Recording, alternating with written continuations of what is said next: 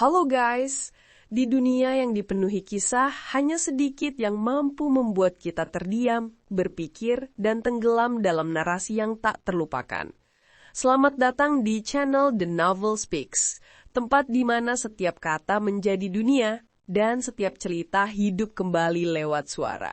Mari kita lanjutkan kisah Kim Dokja di Omniscient Reader's Viewpoint, bab 261. Episode 49, yang terbaik dalam sesuatu. Begitu aku mendengar pesan sistem, pemandangan di sekeliling mulai berubah. Medan perang mitos. Ciri khas medan perang ini adalah meminjam panggung dari sebuah kisah raksasa secara virtual. Kau telah memasuki medan perang Armageddon. Permainan akan dimulai setelah 3 menit. Di satu sisi langit terbuka tangga menuju surga, sementara di sisi lain muncul gerbang menuju neraka.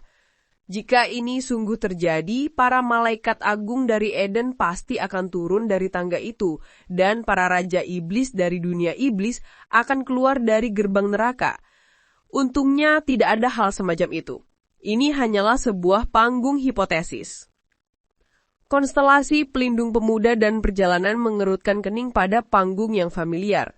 Raja Iblis nafsu dan marah menunjukkan permusuhan terhadap pelindung pemuda dan perjalanan.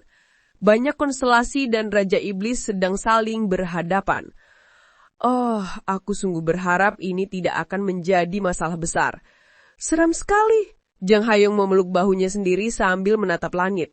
Aku mendengar suara aneh bergema di latar belakang. Di sekeliling kami tampak perisai besar yang melingkupi area. Perisai itu akan melindungi kami sampai permainan dimulai. Semua tetap waspada, periksa posisi kalian masing-masing. Anggota timku mulai menenangkan diri setelah mendengar perkataanku. Siapa tankernya?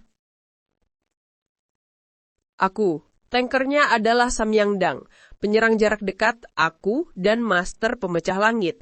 Penyerang jarak jauh adalah Jang Hayong dan Osu. Han Myung-ho menjadi pendukung. Dan terakhir, serba bisa.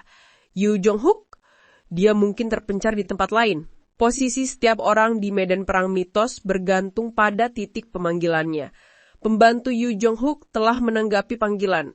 Pesan itu muncul. Jadi Yu Jong-hook seharusnya berada di suatu tempat di medan perang ini. Jang Hayong bertanya, apakah game ini seperti medan perang ruang dan waktu? Aku pernah melihatnya. Jika markas musuh dihancurkan, benar, tapi agak berbeda. Biasanya, game AOS berakhir saat markas utama musuh direbut. Tapi yang ini berbeda. Kita harus merebut kalimat, bukan markas. Kalimat? Aku menunjuk benda kecil di tangan Han Myung-ho. Sebuah monumen kecil yang bersinar dengan cahaya yang indah. Apa ini? Itulah yang harus kita lindungi. Monumen itu berisi satu kalimat kecil. Utusan surga, penjaga gerbang neraka. Han Myung-ho panik dan berusaha menyerahkannya kepadaku. Tapi aku menolaknya. Pak Kepala Departemen, Anda yang harus memegangnya. Jagalah dengan baik. Karena penting, justru kau saja yang mengegangnya. Biasanya peserta utama yang membawa kalimat itu. Musuh pasti akan mengincar orang itu. Saya tidak mau. Saya tidak pernah main game seperti ini. Han Myung-ho memang lemah urusan game meskipun dia kepala departemen di perusahaan game. Kalau saja Yu Sang-a yang ada di sini, dia jago bermain game. Bahkan pernah membawa timnya ke final kompetisi internal perusahaan. Sayangnya, yang ada di sini adalah Han Myung-ho, bukan Yu Sang-a. Pokoknya ada 2 cara untuk menang. Pertama, mencuri kalimat tim musuh. Kedua, mengalahkan semua peserta mereka. Lebih mudah mencuri? Ya, biasanya begitu. Baik, serahkan padaku, teriak Jang Hayong penuh semangat. Namun ini bukan game solo. Aku tahu kau semangat, tapi jangan main sendiri. Sekarang kita buat perencanaan. Guguk, waf waf. Oh, aku baru ingat 2 rekanku yang lain. Anjing yang melemparkan dirinya ke api sedang menghidung-hidung di tepi medan. Sementara Master Pemecah Langit malah berbaring santai, seolah tidak peduli. Aku menoleh kepada satu-satunya harapanku. Samyangdang. Ia tampak mendengarkan nasihat dari para konstelasi lain. Setidaknya dia yang paling bisa diandalkan. Aku tidak paham, kamu pakai istilah sulit. Game apa itu? Wajah Samyangdang tampak jengkel. Beberapa konstelasi semenanjung Korea frustasi pada jenderal botak yang adil. Jadi aku hanya perlu membunuh semuanya. Ya, kurang lebih begitu. Kalau begitu, kita pasti menang. Aku akan membantumu. Samyangdang mulai berlari sambil mengayunkan tongkat bambunya. Permainan dimulai. Perisai panggung pun melenyap. Statistik para pemain akan disesuaikan secara otomatis berdasarkan tingkat kesulitan. Pada ronde pertama, semua peserta hanya bisa menggunakan 10% dari kekuatan asli mereka. Penalti ini akan berkurang seiring bertambahnya ronde. Di sisi tangga surga kami muncul malaikat-malaikat kecil yang terbang seperti feri. Tim pendukung telah terbentuk. Malaikat kelas rendah membantu kalian.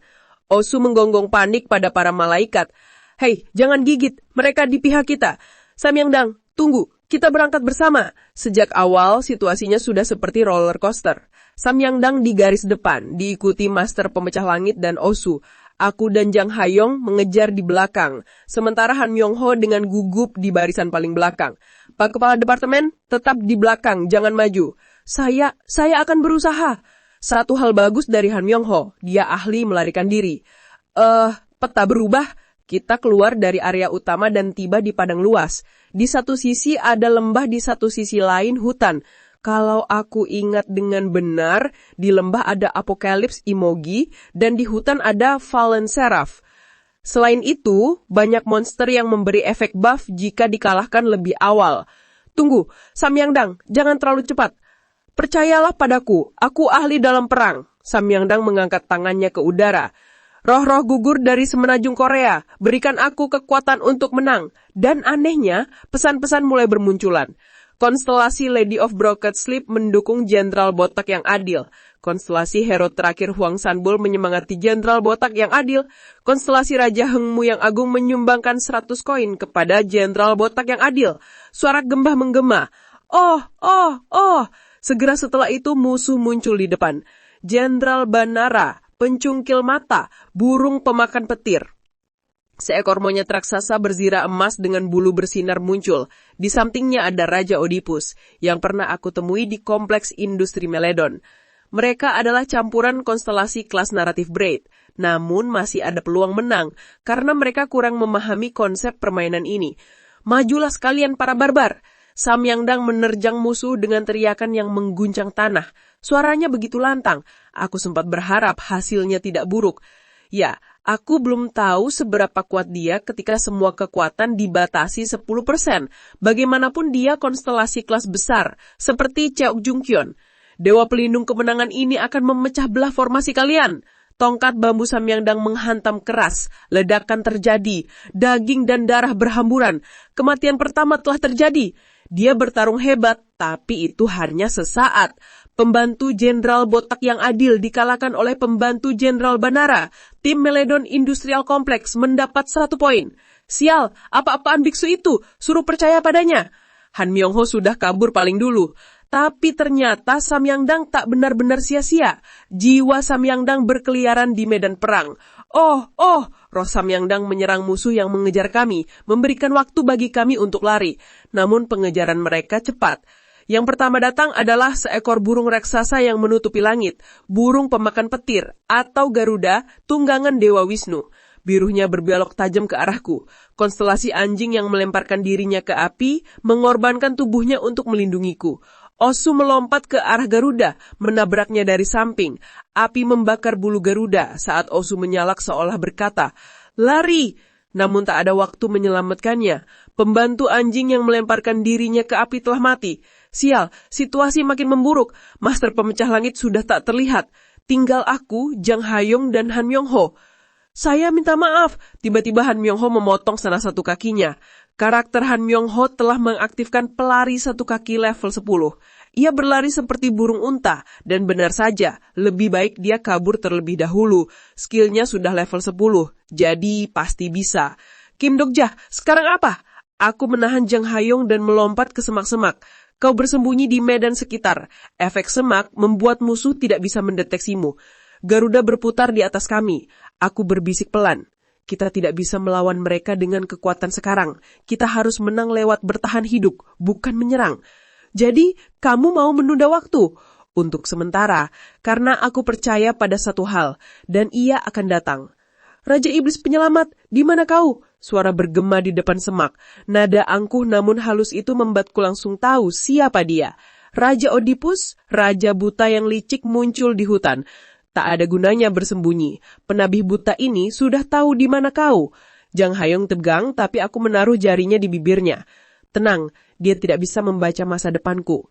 Kita tahu ini jebakan. Jika muncul, semua konstelasi sekitar pasti menyerbu. Masih tidak terlambat. Olympus masih terbuka untukmu. Konstelasi Raja Iblis Penyelamat berkata, "Enyahlah, jangan omong kosong."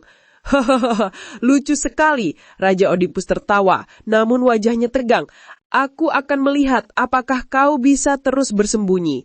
Ledakan mulai menghujani sekitar. Api, asam, dan racun menghancurkan semak-semak di sekeliling kami. Asam panas membakar kulitku, tapi aku menggenggam pergelangan tangan Jang Hayong dengan erat. Sedikit lagi, sedikit lagi. Suara ledakan akhirnya mereda. Mereka mulai menjauh. Tunggu sedikit lagi, aku menghitung langkah mereka. 10, 20, 30. Tiba-tiba semua suara berhenti. Sekarang, lari. Kita berlari keluar dari semat. Tak ada konstelasi terlihat. Lalu terdengar seruan panjang dari langit. Seekor burung jatuh, tertusuk pedang raksasa di lehernya. Pembantu burung pemakan petir telah dibunuh. Dia datang. To be continue. Dan begitulah, di tengah medan perang mitos yang kacau, satu persatu sekutu Kim Dokja mulai tumbang. Samyangdang jatuh, Osu berkorban, dan Han Myung-ho berlari demi hidupnya. Namun di saat segalanya tampak sia-sia, sebuah cahaya tajam menembus langit, menandakan kedatangan sosok yang telah lama dinanti. Dia datang, Yu Jong-hook, sang rakan abadi, sang harapan terakhir, kembali memasuki pertempuran. Jangan lewatkan kelanjutannya di bab berikutnya, karena perang sejati baru saja dimulai. Sampai jumpa di video selanjutnya. Jangan lupa like, komen, dan subscribe agar tidak ketinggalan kisah selanjutnya.